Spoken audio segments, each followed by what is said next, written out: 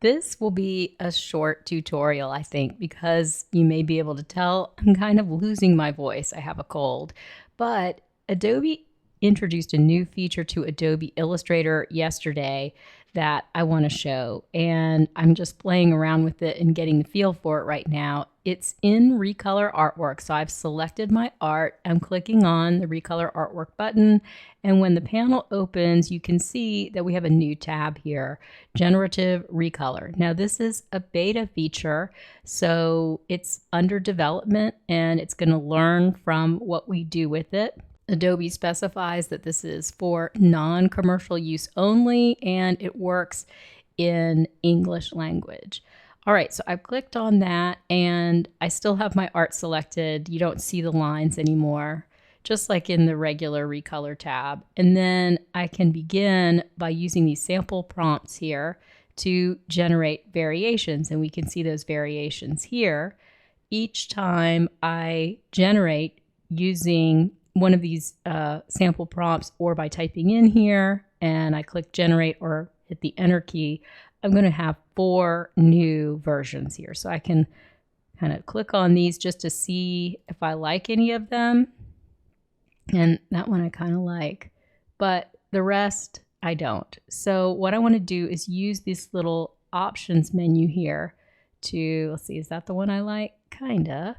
And I'm just going to delete the ones that I don't like, because you'll see the more you work here, the more you're going to stack up variations here.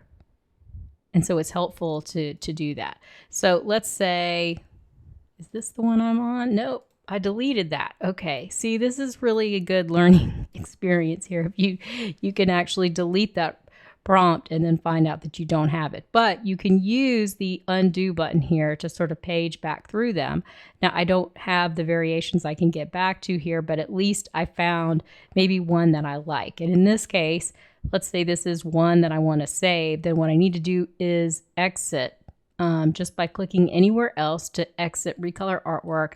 And then here, what I'll do, I've got my original color scheme over here, and I have that saved off to the side. And then this is my new one. I'm just making a copy of it using Option Alt. And what I'm kind of wondering now is, when I start generating the next one, do I want to start from this revised color scheme?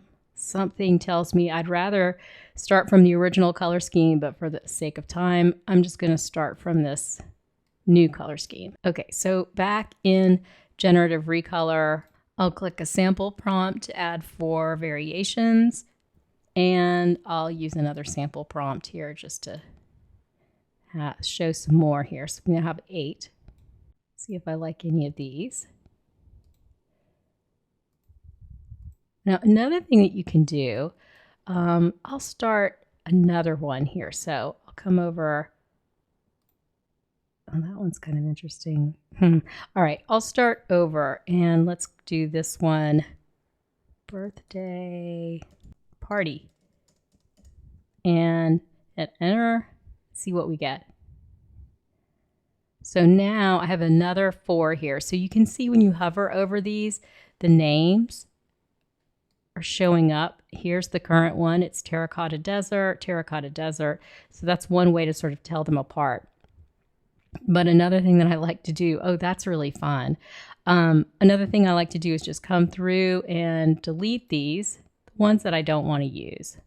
And then the ones that I do kind of like, let's say it's this one. I'm not sure right now, but come in here and you'll see good result, bad result. If you like it, give Adobe your feedback. That's going to help the tool get better. So when I'm showing one of my variations here, you can see there's a highlight around it, but if I use the undo button, the highlight does not move. So it doesn't show me which one of these is the dark blue midnight version that I liked. And as you can see, I mean, these thumbnails are kind of small, so it's hard to tell which is which. And hopefully Adobe will add that highlighting feature when we use undo or redo to sort of page through the options that we've already tried. So let's go back up to the top where we have these birthday party options. I really don't like that. See if this one is okay. That one's interesting. This one's kind of interesting. Okay, let's go ahead and use this button here, which allows us to add colors from our swatches panel. So I can just tap on the plus sign, and let's say I want to add blue. I'll add several blues here from my swatches panel. You need to tap the plus sign each time. There's a teal color. Okay, now let's generate. And this is going to generate based on the birthday party prompt. And we'll now have another 4 variations here. So we still have all the ones that we created before. And now we have these that we can look through. All right, so let's say this is the one I'm most interested in. I can either go up to Recolor here, or there's an option here, select and edit colors. So I'll do that.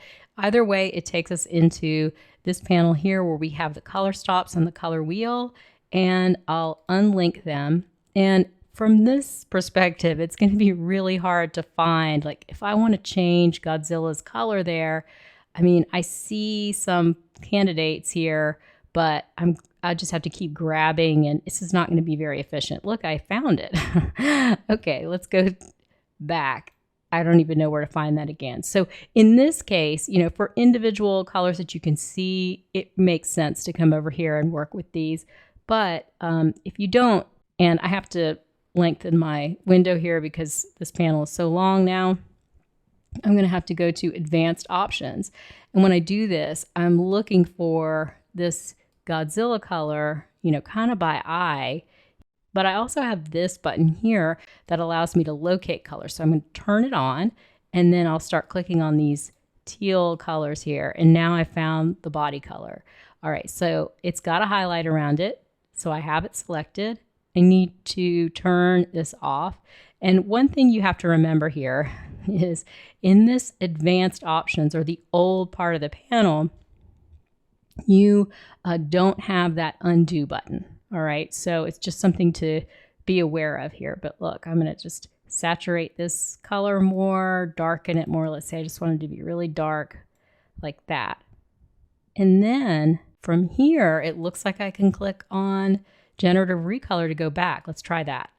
Wow. Okay, now this is very interesting to me because what this means is I can now go back to Recolor. And this was something that you couldn't do before. You couldn't find your way from advanced options back to that Recolor panel here.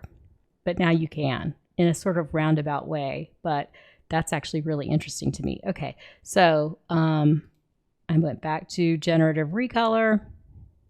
Now I've edited this, okay? So it's not going to be, look, it's not in my variations. So in a sense, we're starting over.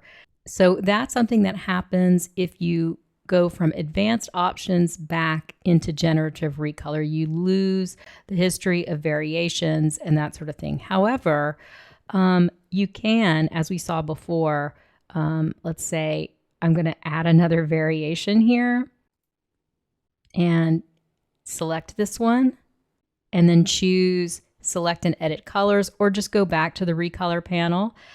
If I make changes here, I'm just going to make sort of a global adjustment like that. And then I go back to Generative Recolor. You can see I have my variations here. So working between these two tabs, you're going to be able to retain the variations that you have from your work session. But if you go to advanced options and then come back to Generative Recolor, you're starting over with your variation. So that's something that's good to know. This is really my first look at this new feature, and I'm excited to work with it more, discover more, and see it develop. If this tutorial is helpful to you, please give it a like and subscribe to my YouTube channel. My name is Laura Coyle, and I will be making another YouTube video as soon as I get over this cold. Thank you so much for watching.